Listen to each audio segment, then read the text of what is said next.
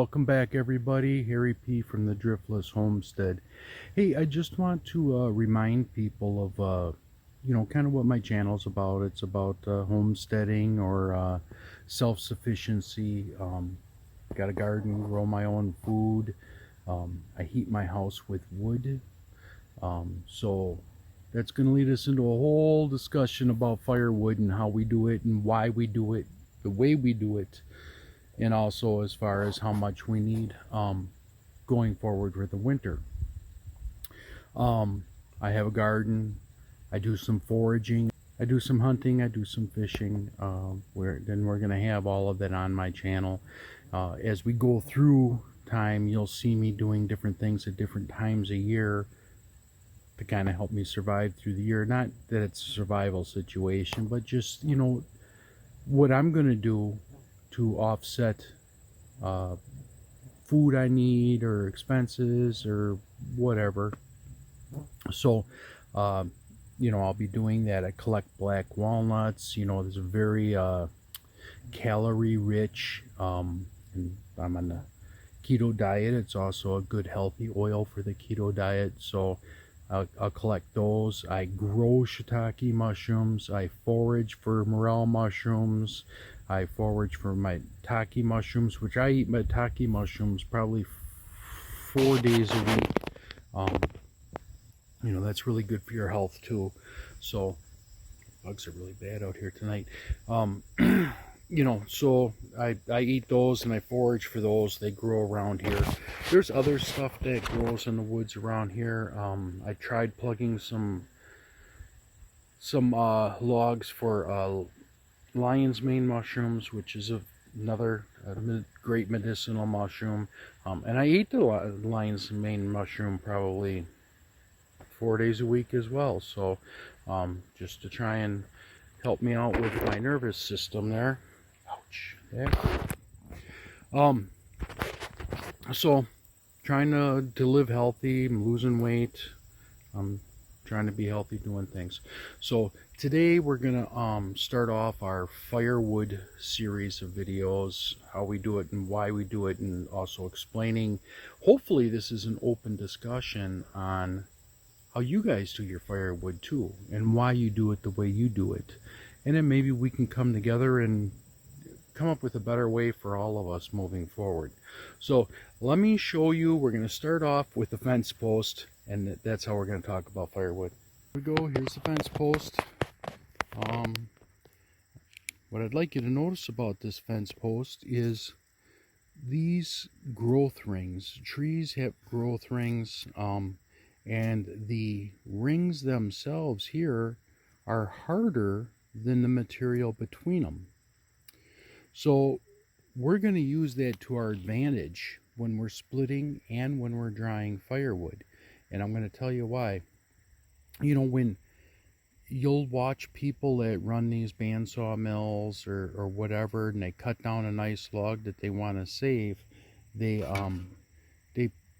paint anchor seal or paint on the ends of the logs so it doesn't dry out too fast, because the moisture in the wood comes out through these areas here. And since this is much harder than that, it's going to help you to understand how you split the wood and why you split it the way you do. These rings going around here, the hard rings that are going around here, are kind of like rings on a barrel. You can think about them, and they're made out of, rings in a barrel are made out of steel, but they're made to hold the barrel together. Same thing with this log or this tree or the piece of firewood that you want to split.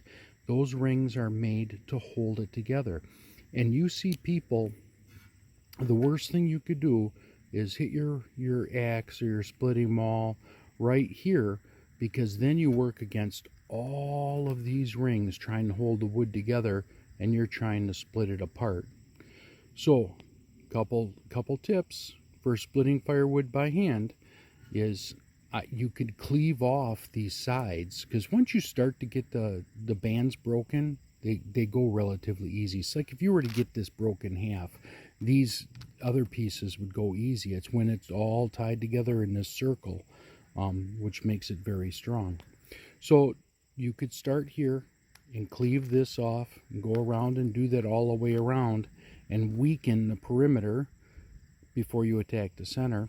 A lot of people will hit, which I do. I hit out here once, then I hit over here once, and by that time, you know, I start to split these. And then once this is split in half, this part here goes relatively easy. Not on this one because this has got these knots on here.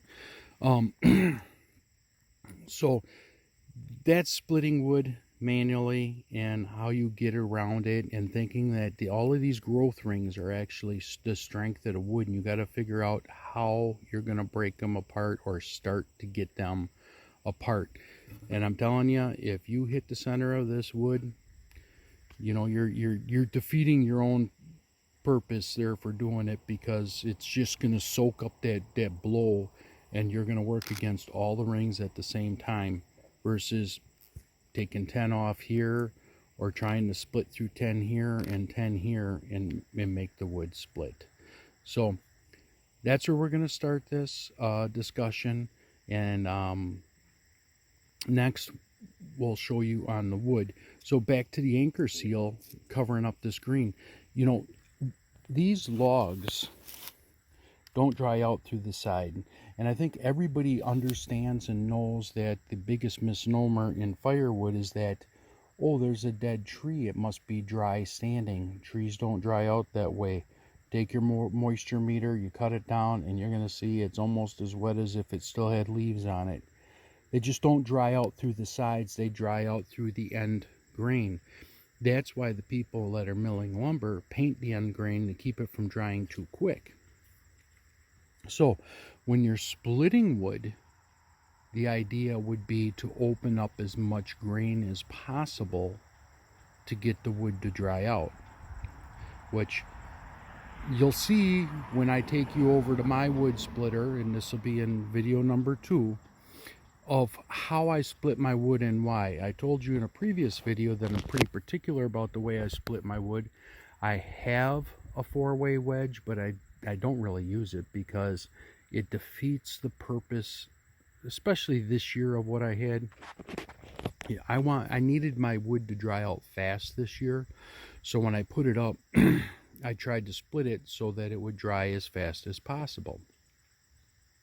And I was cutting down dead trees, but as the discussion goes, dead trees are not dry. And another thing to remember, you know, when you're cutting these trees down and you're bucking everything up and you're getting it out of the woods, you know, sure, it's going to dry out the end grain, but not as efficiently as you split it and open it up. And everybody knows that if the smaller you split wood, the faster it dries. Right? Makes sense. Then the moisture is closer to the edge of the wood. The end grain, more the end grain is exposed, and grain on the side is exposed, and it can go out.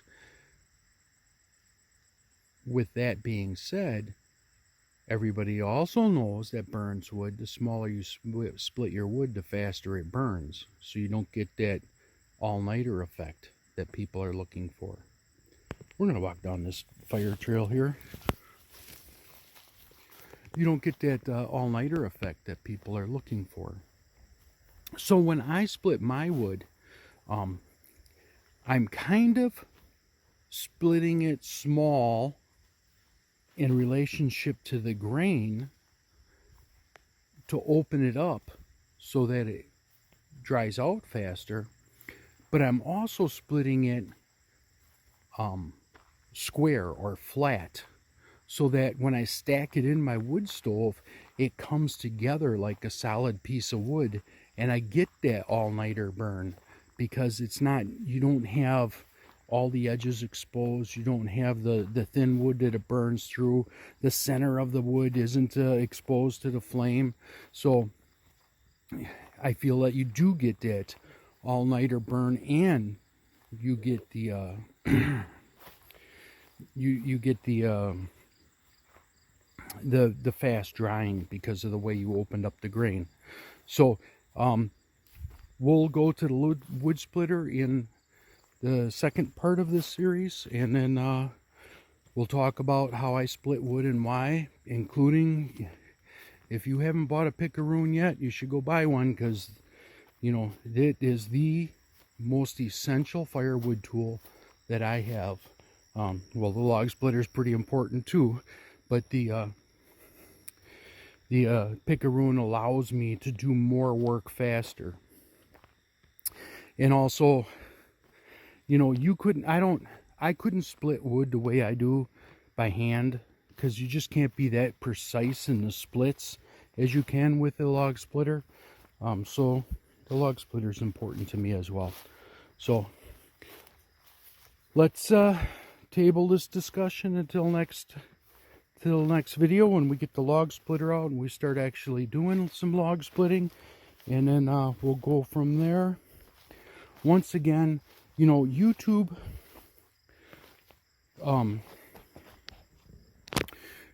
will watch.